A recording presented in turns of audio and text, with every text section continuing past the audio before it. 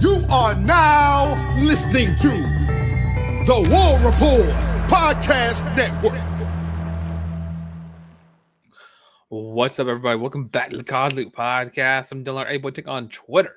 Here talking about the latest Auburn Athletics news, as the conversation today is, will Auburn produce a 1,000-yard receiver in 2025? Of course, Auburn's last 1,000-yard receiver was in 1999, which is the year before I was born. So I have never witnessed Auburn get a 1,000-yard receiver in my entire time of being alive, as well as being an Auburn fan. Closest I've gotten was Darvin Adams whenever he got 997 yards. And then, of course, you got guys like Keandre Lambert-Smith who've gotten close, and a few other guys across the board. So when you look at this wide receiver core, and of course, I think everyone and their mother agrees that Auburn has the most talented wide receiver room in the SEC. Can this group produce a 1,000-yard receiver in 2025? Now, I have a couple of reasons for why they could and why they couldn't. Just starting off, like why they could.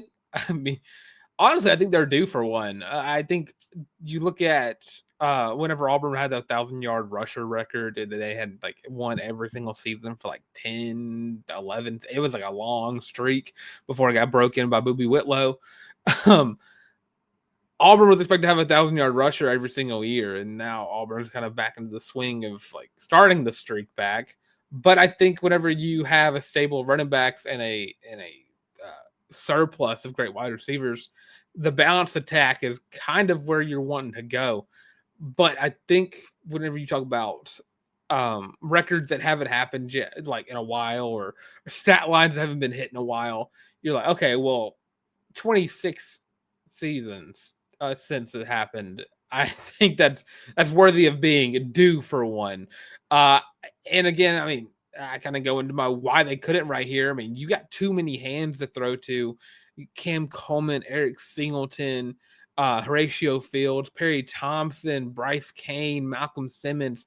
You have all of these guys. Sam Turner. You got Eric and Derek Smith coming in. We don't know what their PT is going to look like going into the season. But you have so many hands that you have to throw to that it might be hard to get one guy to get that much in a season.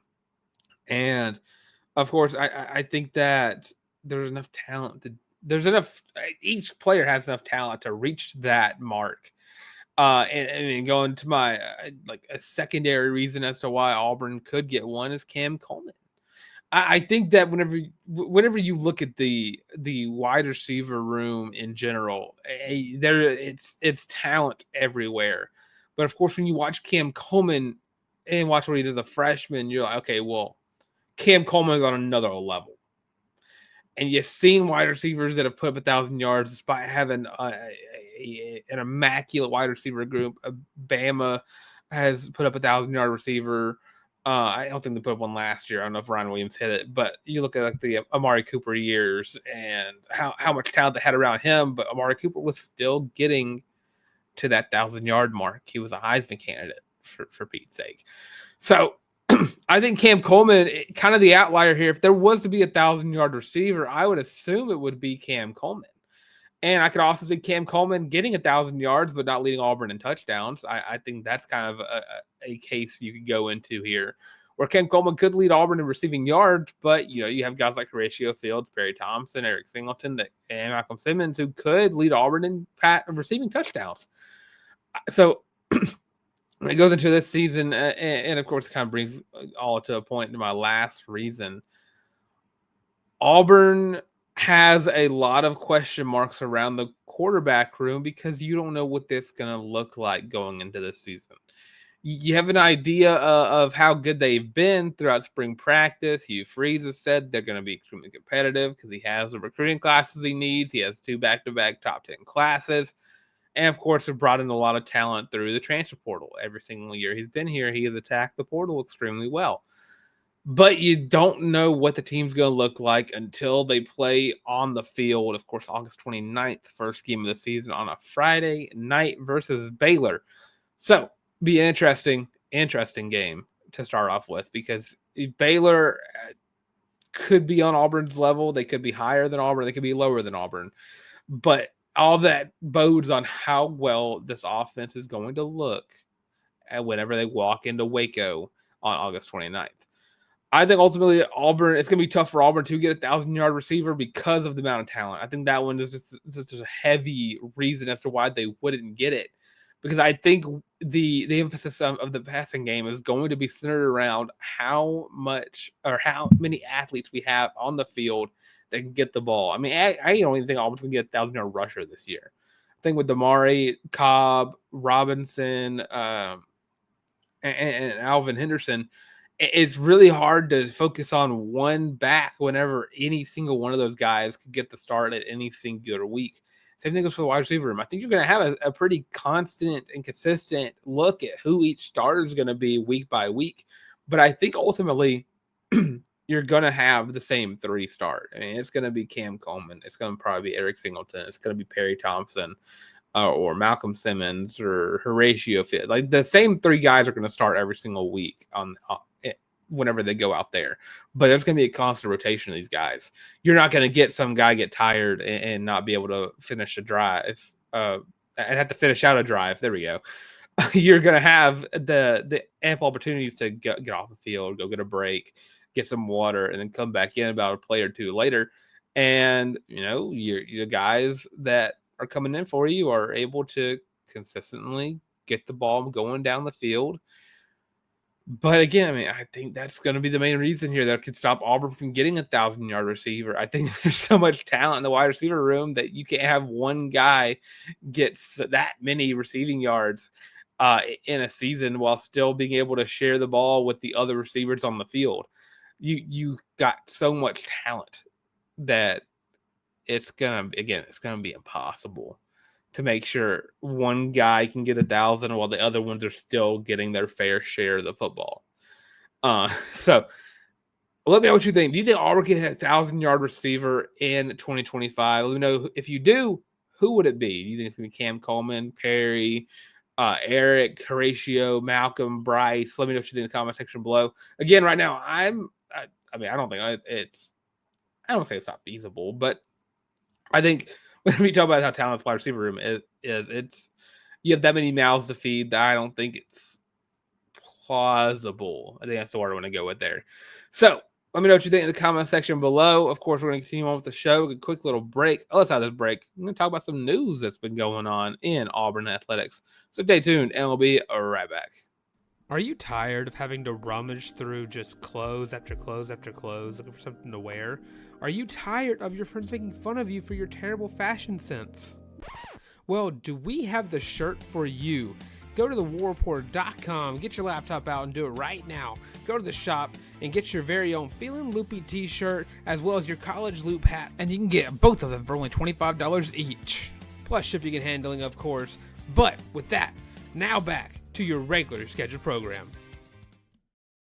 Of course, we're on thewarreport.com. Check it out on the shop second page of the shop. You'll find the College Loop merch, the College Loop hat, as well as the Feelin' Loopy t-shirt. Most comfortable items you're going to wear in your entire life. Of course, there's only one way to support the channel. The best way to support the channel is, of course, by liking the video, by commenting on the video, and, of course, by subscribing to the channel.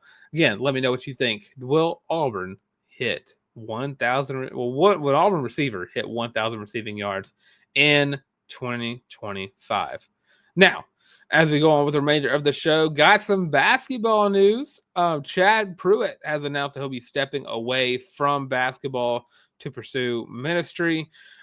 Just something that happened yesterday. So just a huge shout out to Chad Pruitt, wishing the best of luck in his future endeavors.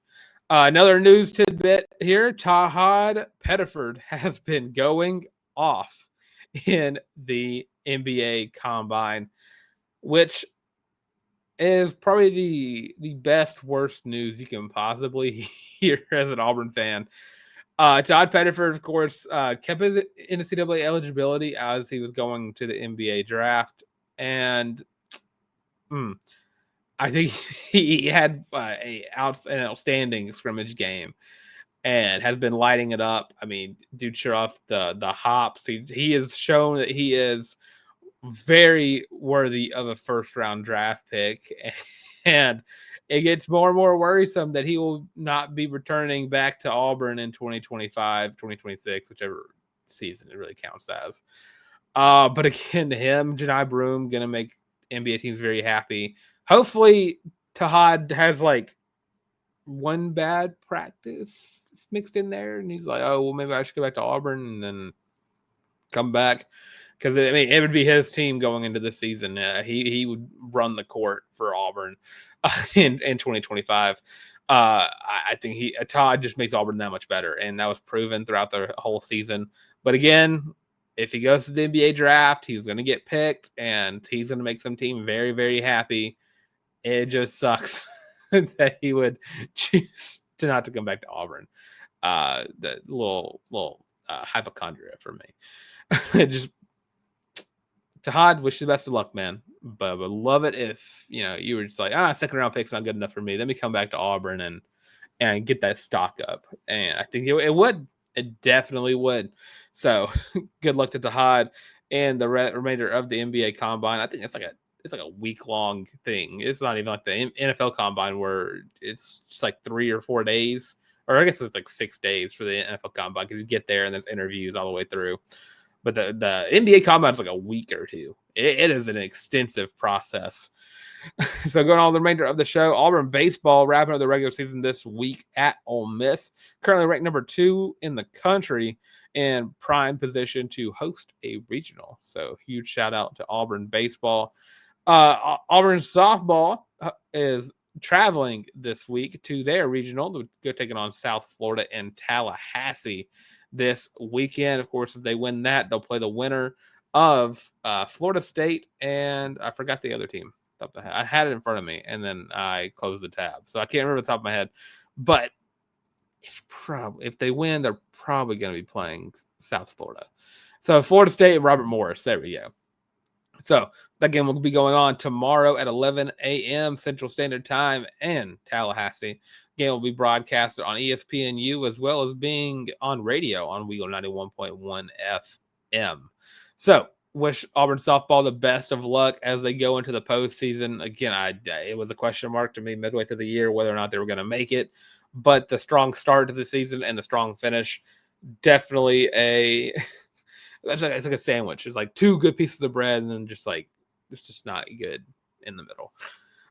But good enough for Auburn softball making it to the postseason. So again, South Florida will be the first team Auburn will look to play in the regionals. Of course, I think it's lose 2 and you're out. So wish them the best of luck in the postseason. And then last little tidbit, Auburn golf, killing it. That's basically the tidbit. They're just absolutely killing it. And you sit there and I wish I could watch golf. It's just not something I've ever been interested in watching.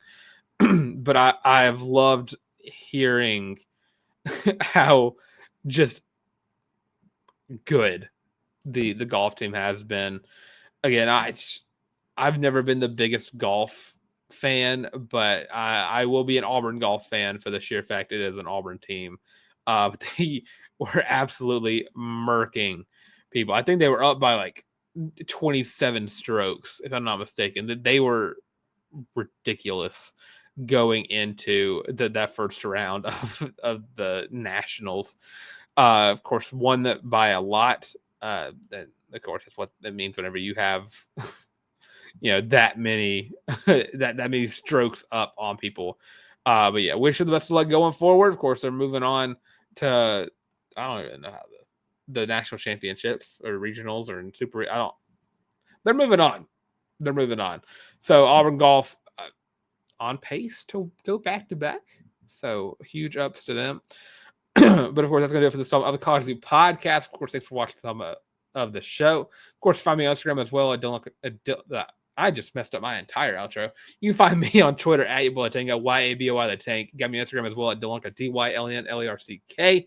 Of course, check me out right here on the College League podcast. If you like, comment, and subscribe. Leave your thoughts. Will Auburn hit 1,000 yards? Or will the Auburn receiver hit 1,000 yards in 2025? And, of course, I'm going to check us out on social media as well. Twitter, TikTok, Facebook, Instagram, the works. All of the College Loop. audio versions of the show on Spotify, Podcasts, Google Podcasts, Amazon Music. And again, Tank Talks Football coming up very soon. So go ahead and find those pages. That's going to be on TikTok and on YouTube and on Instagram eventually. So stay tuned to that. And of course, as always, don't forget it. War Eagle.